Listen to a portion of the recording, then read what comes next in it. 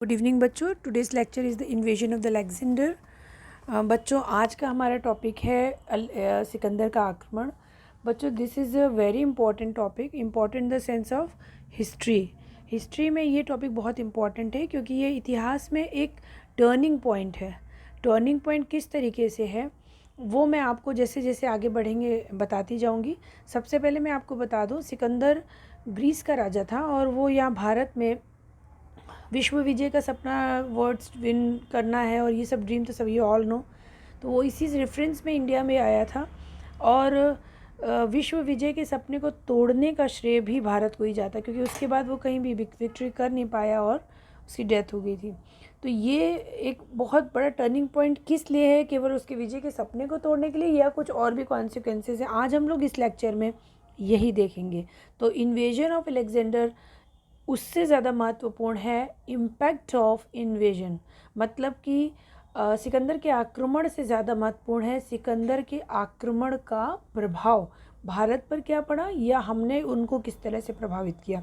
ये सारी चीज़ें हम लोग आज इस लेक्चर में डील करने जा रहे हैं। So start with the title invasion of Alexander या सिकंदर का आक्रमण 326 BC 326 ईसा पूर्व। In 326 BC, Alexander attacked on the India. He already won the Iran.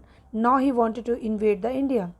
देखिए 326 ईसा पूर्व में उसने भारत पर तब आक्रमण किया जब वो ईरान और कुछ आसपास के क्षेत्रों को ऑलरेडी जीत चुका था।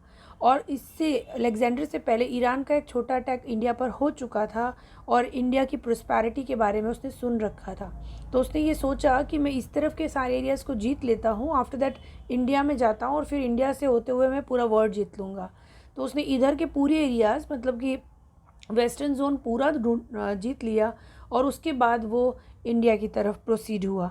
He started his invasion from the Bactria. At the time of invasion India was divided in many small states in the north west region. देखिए वो 326 ईस्वी ईसा पूर्व में बैक्ट्रिया से अपनी सेना को लेकर के चलता है और इस समय जब वो भारत में आने वाला है, भारत का नॉर्थ वेस्ट फ्रंटियर जो है जहाँ से वो एंटर करेगा वो छोटे छोटे राज्यों में, या आप कुछ लोग उसको कबीलाई जनजातियों के जो वो हैं स्टेट्स हैं ऐसा भी बताते हैं, तो ऐसे छोटे छोटे कई राज्यों में बटा हुआ था। Some of the famous states are Puru, Katha, Saubhuti, Malav, Madra etcetera. ऐसे छोटे छोटे इन नामों के छोटे छोटे राज्यों में वो बटा हुआ था। Some Indians also invited him to remove their enemy due to internal conspiracy like Ambhi. Ambhi जैसे कुछ लोग ऐसे थे जिनकी आंतरिक षड्यंत्र उनका चल रहा था उन लोगों से, राजाओं से, और उसको हटाने के लिए वो चाह रहे थे कि अलेक्जेंडर यहाँ पर आए और इनको पराजित करे। He faced a powerful resistance by the Puru, although Puru defeated but Alexander return his empire. सबसे बड़ा जो उसका युद्ध जो था वो पोरस के साथ हुआ, जो पुरु जिसे कहा जाता है, और इस युद्ध में यद्यपि पुरु हारा था लेकिन आर्मी को और अलेक्जेंडर को खुद भी अंदाज़ा लग गया था कि किस तरीके से यहाँ पर उसको आगे के लोगों से लड़ना पड़ेगा। मतलब एक अच्छा रेजिस्टेंस या अच्छा वॉर हुआ था उन दोनों के बीच में। Then he faced Kath and some other states and defeated them. Kath और कुछ और राज्यों को भी उसने उसके बाद जीता, आगे बढ़ा। Now he want to cross the Beas river because across the river there was a Nanda dynasty of Magadha that was a very resourceful and powerful empire. देखिए अब व्यास नदी तक तो वो जीतते हुए छोटे छोटे राज्यों को आ गए थे, अब व्यास के क्रॉस उन्हें जाना था जहाँ पर मगध एम्पायर शुरू हो गया था। मगध मतलब यहाँ तक व्यास तक पूरा फैला हुआ था, आप इस तरह से समझिए। यानी कि अगर व्यास को क्रॉस किया तो सीधे नंद वंश को चुनौती दी, ये वाली स्थिति तक अलेक्जेंडर पहुँच गया था। But the army denied to cross and face the Nanda dynasty. उसकी आर्मी जो थी वो ग्रीस से निकली हुई थी और वो थक चुकी थी, इसलिए वो नहीं चाहते थे कि अब वो एक और बड़ा युद्ध लड़ें, और इसलिए उन लोगों ने मना कर दिया, आर्मी ने मना कर दिया to move forward due to some reasons, जिसमें से दो बहुत प्रमुख हैं। Number 1, soldiers were tired and many of them are sick. उनके सैनिक बहुत थक चुके थे, ग्रीस से निकले उन्हें काफ़ी टाइम हो चुका था और उनमें से बहुत सारे बीमार पड़ रहे थे क्योंकि यहाँ की क्लाइमेट उनको सूट नहीं हो रही थी। The second reason, although they defeated some states but they realized their power and they also understand that that these states are nothing in the comparison of Magadh.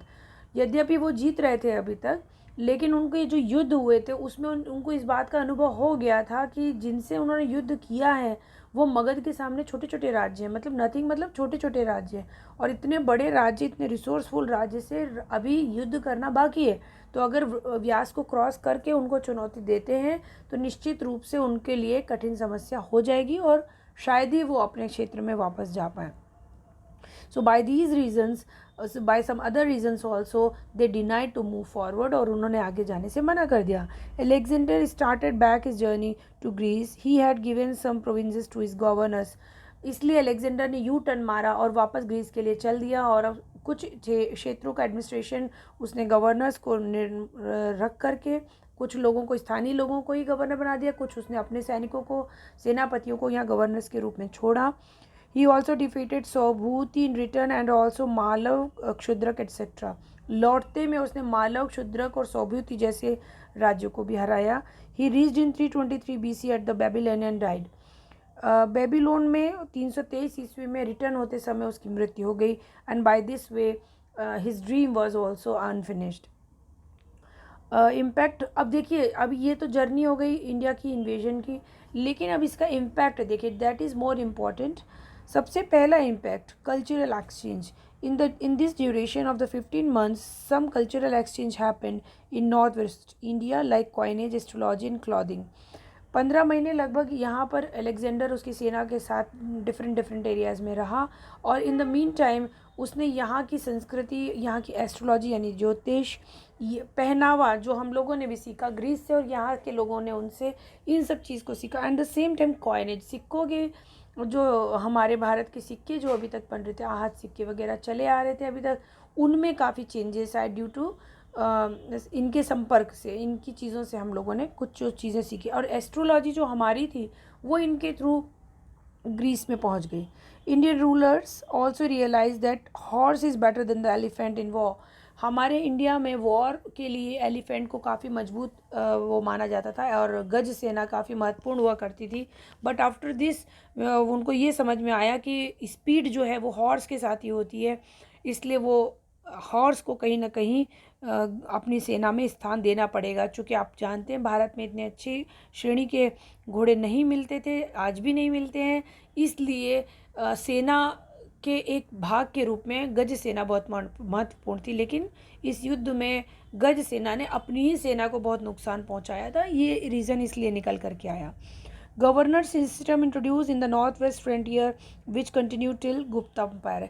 एक नई प्रणाली प्रशासन की इंट्रोड्यूस की थी अलेक्जेंडर ने, दैट इज़ गवर्नर सिस्टम या क्षत्रप व्यवस्था.